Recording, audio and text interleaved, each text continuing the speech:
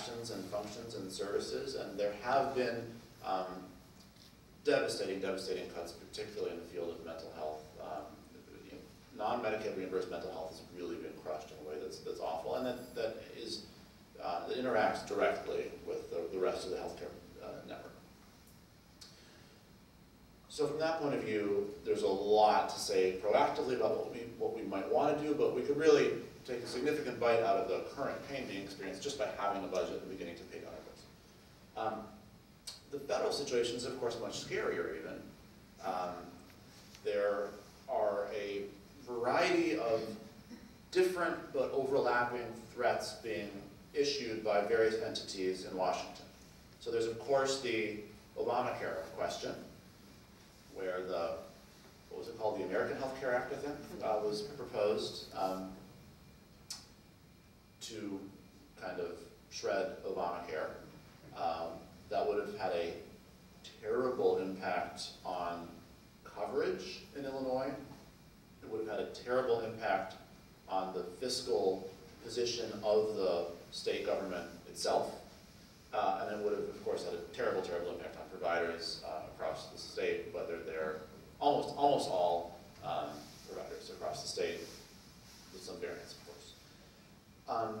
That has been, for now, beaten back, thank God, but I think it's never clear how long that victory will last. I think there's strong political interest on the part of Republicans in Washington to be able to campaign for re-election saying they repealed and replaced Obamacare, though they have, I think, figured out that they don't want to actually do,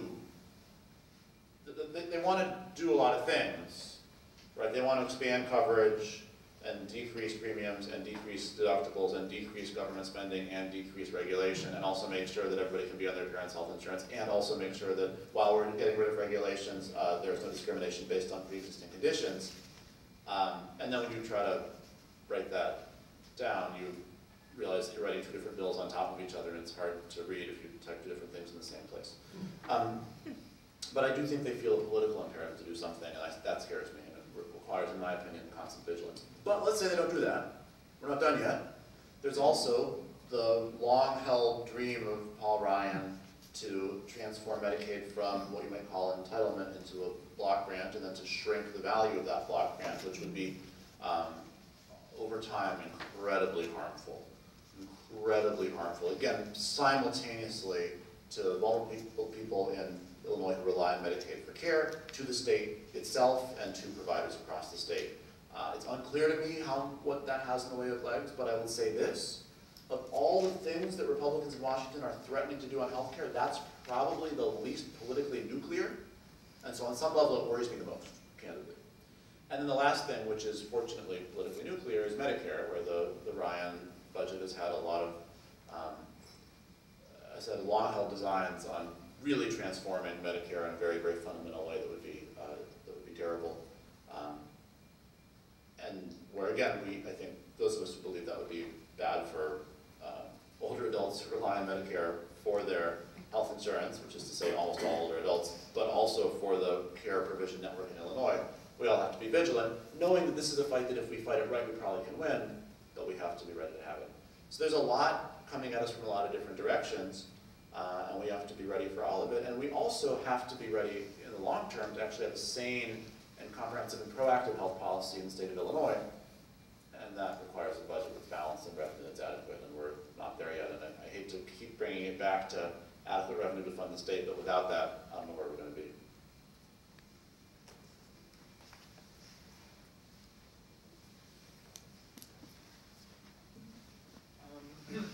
You talk about the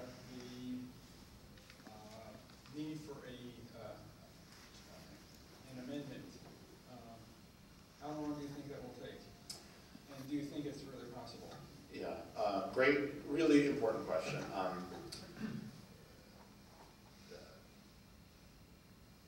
So I described this condition that exists in the Illinois Constitution and only 3 other constitutions as kind of the original sin of bad Illinois budgets that has to be changed. And I believe that strongly. So the question is, yeah, but Daniel, now you want to change the Constitution. What does that even mean? How do you do that? And is that really plausible? How long does that take? Well, it requires 3/5 vote in the House, 3/5 vote in the Senate, and then a vote of the public. That means 36 votes in the Senate. I think we can get that now. It requires 71 votes in the House, which we could not get now, and then it requires a vote of the public. So really this is a matter of building a public education campaign on this topic to persuade reluctant House members that this is crucial for the state. And again, when I say we need 71 and we're not there, we're probably at 65 or 67 or maybe even 68. It's not as though we're 20 short. It's a doable thing, but it'll be a project. I don't think it'll happen in the current General Assembly if you look at the makeup of the House. But I see it as something that ought to be a primary goal for the next General Assembly, which would mean putting it on the ballot, acting in 2019-20 and put it on the ballot, and then having a referendum in the fall of 2020, which would allow us then starting in the beginning of 2021 to have a very, very different conversation about our tax policy. So two things about that. Number one, yeah, it's going to take a while. And we're going to have to do other things between now and then to get out of this hole. No question about it. No question about it. But two, is it doable? It better be. It has to be. If our attitude about the things that Illinois does wrong, that most states do right, is to say we just can't. We just can't. If our attitude is we can't afford to really think big about what the state needs, and we simply have no choice but to right now try to make the arithmetic work and sort of fake balance the budget in the spreadsheet, knowing that another hole is going to open up because we're just not enacting a tax system that keeps pace with the modern economy. If that's what we do, then your children and my children will be in this room in 30 years having the exact same conversation. For the record, my children will be sitting there, not here. I think there's a consensus in our household that one elected official is more than enough. But we cannot hope to actually fix the real underlying problems if we don't actually fix the real underlying problems. And I think we have to be prepared to think big. I think we have to be prepared to try difficult things. I think we have to be realistic about the risk. But I think we have to be equally realistic about the 100% risk of failure if we don't try what we know is necessary. I just want to follow up on that. I gather that it's possible to have in effect, a kind of single issue amendment to the Constitution. What you're saying implies to me that we do not need a constitutional convention. Is that correct? That's because that's a little scary. First of all, yes, that's scary. Second of all, I don't think it's what we ought to be doing. And yes, and people ask that question all the time.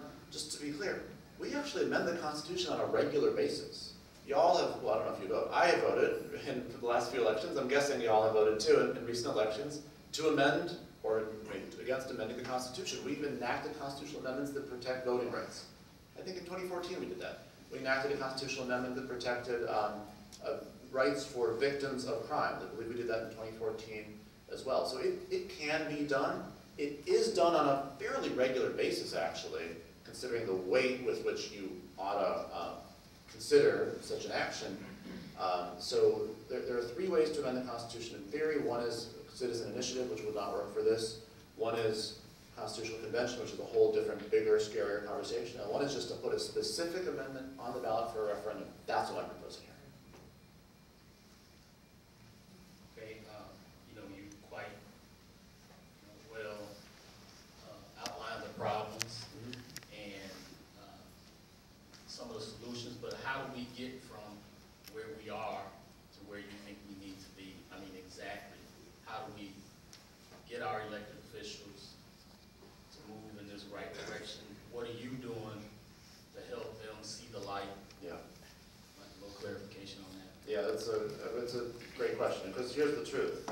Most of us have come to have very low expectations of our state government, and we've not been disappointed, right? And so the question is, what do we do about it? Well, to me, there's a few steps. The most important step by far is this conversation, is talking with the public, and not just doing it here, but doing it in every corner of the state, and trying to persuade people, notwithstanding their historical low expectations, that this is a moment that we can ask for better.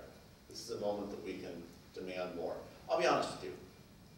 There are people demonstrating in the streets on a regular basis. There are new communities of activists that sprouted up across the state and across the country, and that's not really because of the state budget problems or because of what a legislator is doing right or wrong or because of Bruce Brown or anything else. That's because of Donald Trump.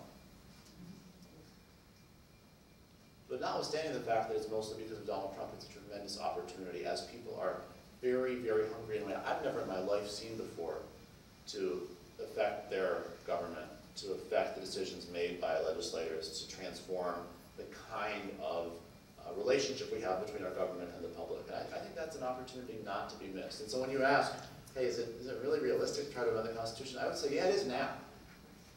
Yeah, it is now.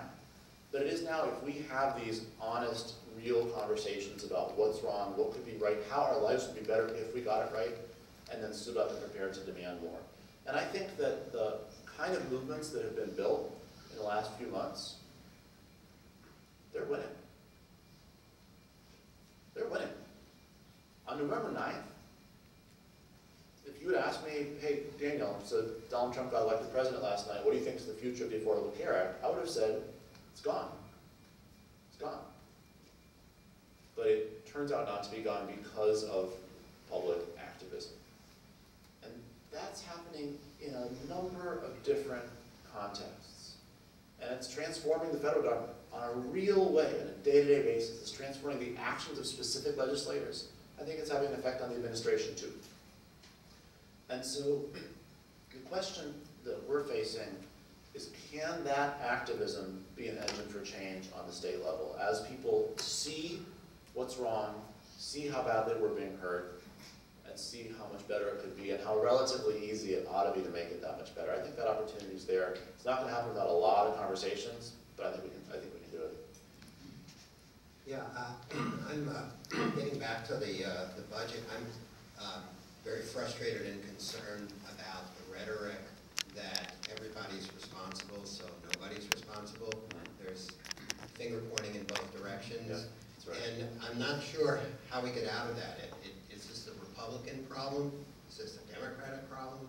If it's pox on them both, what's the solution? So how do you see us getting through that? So let me just tell you how I see the problem. And I divide this into two conversations. Problem one, we haven't had a budget for 21 plus months. Problem one, universities and social service agencies are being dismantled while $11 million is added to our bill backlog every single day. That problem is on Bruce Brown. Period. He became governor and issued ultimatums, and then now we're in the situation we've never been in before. The thing that changed right before the situation happened was Bruce Brown became governor. Period. But why did Bruce Brown become governor? Well, he got more votes than the other guy. But why in an election that Dick Durbin won by almost 10 points, did Bruce Brown win by 5 points? Who were those people who voted for Durbin and Rauner? Well, there's lots of them, so I can't speak for them. I wasn't one, to be honest. But from what I sense, there were people who said, listen, the state's screwed up. We're number one in the country when it comes to debt. We're number one in the country when it comes to having a bad credit rating. We're number one in the country when it comes to consecutive gubernatorial incarceration. This is screwed up. Oh, and by the way, Democrats have been in control, people said at that point, for 12 years. Pat Quinn has been governor, people said at that point, for 6 years. I think people might have acknowledged it was getting better. Certainly didn't think it was getting better fast enough. They didn't think it was getting much better. They didn't trust Democrats to really fix it. And I don't know how you blame people, given how screwed up things were, and given the fact that Democrats have had 12 years in power. I don't know how you blame people for feeling that way. And I don't think the Democratic Party has a lot to brag about in Illinois. I think we have a broken machine political system that's been serving a few people and not most people for a very long time. And so I think we've got to be honest about all this stuff. I think to pretend that everyone's equally to blame for us not having a budget is just wrong. The history shows that's not true. But for Democrats to say that because that's Rauner's fault, that means that we're blameless for everything else is insane. And I think that being honest about our own culpability is very, very important. First of all, because why should people trust you if you say things that aren't believable? But also because how are you going to have a real solution if you're not diagnosing the problem properly? by saying that if the question is how do you allocate blame in a way that allows for useful activism, I would just say your activism needs to be specific. So let me give you an example of fun and unspecific and ineffective activism. Somebody comes to my office, perhaps some UIC professors or retirees or students, and we have the following conversation. They say, this is terrible not having a budget. And I say, you're right, this is terrible not having a budget. And then they say, let me tell you some things about what's so terrible about not having a budget. And I say, those things are awful. And let me tell you some other things that are terrible about not having a budget. And they say, wow, those things are awful too. And then they say, we need a budget. And I say, you're right, we do need a budget. And they say, but we need a budget now. And I say, that's right, we need a budget now. And they say, I'm so glad we agree, and then we all shake hands, and often they have to take a picture with me, and they leave again. And everyone feels better about themselves. We had a lovely time together, but nothing's been accomplished. To accomplish something in that moment of advocacy requires some risk-taking. It's not just we want a budget, because everyone's going to say we want a budget. The question is, how do we want to get a budget? If you want to get me to change my behavior, you know what you have to say? Daniel, we need a budget so badly that you got to cave to Bruce Rauner. Daniel, we need a budget so badly that it's time to do what Bruce Rauner wants on collective bargaining, on prevailing wage. It's time to just accept the Rauner agenda, like it or not, because the cost of not having a budget is too great. And if you want me to do that, and if you come to my office and say that, I'll say, well, hold on. Now we've got an interesting discussion we could have, and I'd probably come down on a different side depending on the details of that discussion. Or maybe you could go to Rauner and say, Governor, we need a budget so badly that you need to put away your ultimatums. You need to put aside your demands, and you need to negotiate about a budget and demand concessions on the budget, but not demand ideological concessions that you're never going to get. And if someone delivers one of those messages in a really aggressive way, you may not convince somebody, but at least it's presenting a position that is different than the position that the elected officials are currently taking. Or you might say, we need a budget so badly that I don't care who has to do what to get it, but I'm not voting for any incumbent in 2018 unless there's a budget. You could say that too. And you could say, stop telling me why we don't have a budget. I don't care. It's not interesting. What's interesting is that people are hurting now, and I'm prepared to punish any elected official who has not actually solved the problem by 2018. So those are things that those are aggressive statements. There may not be statements you're comfortable making. You may not agree with all those positions. You probably don't agree with all of them. You may not agree with any of them. But that's the way to do advocacy that actually pushes someone, as opposed to having a conversation that has the appearance of pushing someone, but it's actually just kind of an anodyne statement of agreements. One last question, Daniel. The Tribune had an article several weeks ago in which they cited population loss in Illinois. That Illinois, in the last 2 years, has lost more people than any other state in the country. They also mentioned the Chicago metropolitan area lost population greater than comparable geographic areas, and even Cook County was in the same status. That's right. Some of the reasons cited included high taxes, crime, unemployment, the budget stalemate, and of course, the weather, which we can't do anything about. Actually, we are, unfortunately. How are we going to address this and stanch this loss? Step one is to have a budget. Why? Because the reputational consequences of not having a budget affect our enrollment at institutions of higher education. It affects families' desires to come here, and it devastatingly affects businesses' desire to come here. For all that businesses are going to say about they don't want regulation, they don't want taxes, they don't want all that stuff, what they respond most aggressively and passionately to is having no idea what's going to happen in 2 years. And not knowing if the tax rate's going to triple in 2 years, not knowing if the school system's going to be dismantled in 2 years, these are not good for business location decisions. So we have to have a sane budget. And by the way, it would be really nice to have a budget that's kind of balanced for 1 year instead of this utterly bananas thing we have now. What we really need is a long-term sustainable budget solution so that there's some confidence that we're going to have a healthy set of finances in 10 years. So that's number one. Number two, the violence is really crucial. And beyond having a budget for funding social services properly, the next most important thing to do on the violence is job creation specifically in communities that the state has walked away from, that have been the victims of disinvestment, whether it's because of closing of schools or closing of a manufacturing plant, and have seen that opportunity leave and then see a downward spiral. And that is addressable with direct investment and direct job creation, and that's what we have to be doing. Finally, look,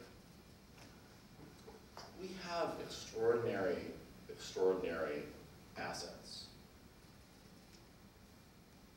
We are the most, I would say, culturally vibrant and diverse place in the Midwest. It still is the case that students graduating from four-year universities across the Midwest look at Chicago as the most exciting place to come to. That's really important. That's really valuable. And that's speaking to a slice of the population. I think we have to do a better job of explaining the assets of this region in a way that makes it attractive to more than just elite graduates of four-year universities in other states, but makes it attractive to people finishing community college or high school in other states. The diversity of our economy here means that we have the ability to create opportunity for everybody. I think we make a mistake when we focus just too much on one particular slice of that set of opportunities. There's no reason why a 16-year-old growing up right now in Janesville or Fort Wayne or Paducah should think anything other than, wow, Illinois is a wonderful place full of opportunity, and I can only imagine that one day my future might be there. We're communicating that to a few people with a few particular backgrounds at a few particular universities, and we're not communicating to everybody else, and that's something that we ought to change. And it'll be the benefit to the economic mix of our region of changing that is really, really important. Because I'll end here. The economic development strategy that we've had, which has been really good at growth up here, and has lots and lots and lots of growth here, is not a sustainable long-term strategy. There's all this stuff in between that we've kind of ignored, and that's a tremendous mistake. I want to thank you for coming. It's been fascinating to hear your discussion. And I wanted to ask you in regard to the constitutional amendment that we spent time on in the middle of this conversation. Is there an actual amendment drafted? Does it exist in committee anywhere? Are there groups coalescing to build a movement and to have the conversations that you're advocating? Yeah, great question. Well, I'll start here. Senate Joint Resolution Constitutional Amendment number 1. So that's an easy one to remember. Is the amendment that does just this. I'll say it again. It's Senate Joint Resolution Constitutional Amendment, so SJRCA 1. Don Harmon is the sponsor. I'm the chief co-sponsor. I think it is, I'm not sure about this, I'm just guessing. I think it's unlikely to have a committee hearing this spring. Typically, constitutional amendments, because they don't get voted on until the general election in the even-numbered year. Anyhow, they don't usually get votes in the legislature in an odd-numbered year. So typically, we would be building the support now to move toward a vote next spring and then the referendum the following fall. But I'll be honest with you, that's not going to happen. I don't think the votes are there in the House in 2018 to do it. I hope I'm wrong. I would love to be proven wrong. If there are people who are organizing around a plan to get there, I'll support them 100% of the way. But that's the sense I have based on who's in the House right now. And so the organizing that needs to be done is not so much organizing that says pass SJRCA 1, it's organizing that says SJRCA 1 is a really good idea, And people need to be talking about it in their communities, talking to their legislators about it, and building support to do it after the next election when there will have been some turnover in the House. And there is broad enthusiasm about this from not-for-profits, from labor unions, from the coalitions of people who support responsible budgeting. And there's been efforts in the past that have kind of popped up and then fizzled. What we need is a sustained movement. What we need is to start talking about it now, knowing it's likely a 4-year project, but not to then get distracted or frustrated and give up in 3 months because we're not there yet, but to know that we're there for 3 months through the 48-month plan to eventually actually get it done. That's what's needed. I think it can be done. I see the beginnings of it, and I see a lot of crucial allies around the state as well. We've been very patient. I would actually like to follow up on that. So you've outlined your proposal for tax reform, but very best case scenario, we're not talking about that until 2021. Yep. So what are you proposing for getting us a budget in the interim? What reform are you proposing? Well, there's a few principles I would have. Principle number 1, we gotta have a balanced budget. Sounds crazy, I know, but let's have a balanced budget. Principle number 2, we have to truly invest in the communities that need investment and the services that are required to have a healthy state, and that's schools, it's early childhood, it's community colleges and universities, and it's a variety of healthcare and human services as well. And priority number 3, we need to have as fair a tax system as possible. I believe that without amending the Constitution, we're not going to have the fair tax system we ought to have. But we shouldn't write off the opportunity of progressivity. And so there are various ways to do it. There are ways to find revenue without taxing the middle class in corporate loopholes, in particular taxes on the financial sector, which actually could be achieved, though they don't get talked about often enough. There's also ways to build progressivity into the current income tax code through the earned income tax credit or through deductions and credits that are constitutional.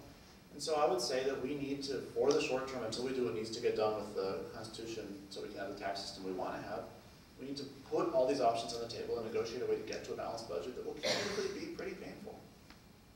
But that pain will be mitigated by A, the knowledge that it's short term until we get where we need to be in 2021, and B, most importantly, mitigated by the knowledge that it's happening in lieu of the terrible devastation that exists right now. We certainly can't afford to wait for 2021 to have that kind of balanced budget. There's just no way for that to be acceptable. I'd like to ask you a thought experiment. If you were to meet next week with Mike Madigan and lay out these plans, what do you think his response would be? Well, you know, one interesting thing about Mike Madigan is that he doesn't say words he doesn't feel like saying. So his response might be something like this.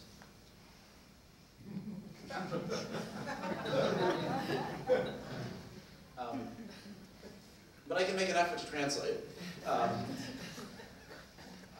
think that he would sort of first start talking about Rauner for a while, or thinking about Rauner, explaining why Rauner is an obstacle. You know, I would say that in the last 2 years, he's been very successful at blocking Rauner, and he's been a total failure at advancing anything or advocating for a vision or an agenda or philosophy. I think he might make some sort of tactical comments about, oh, it's hard to get 71 votes, I don't know, or you might make some people mad, or gosh, the wealthy who are benefiting from the current system are kind of useful to have on our side. Are you sure you really want to do this, Daniel?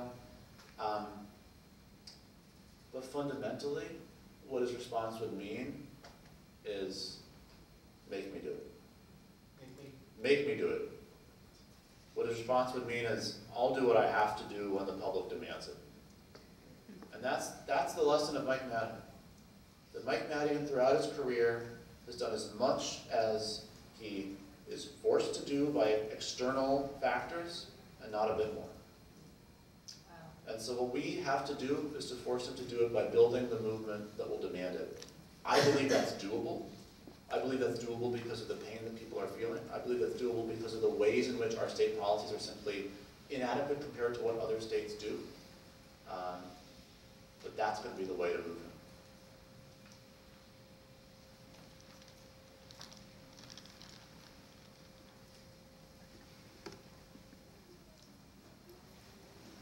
I like to thank you for coming.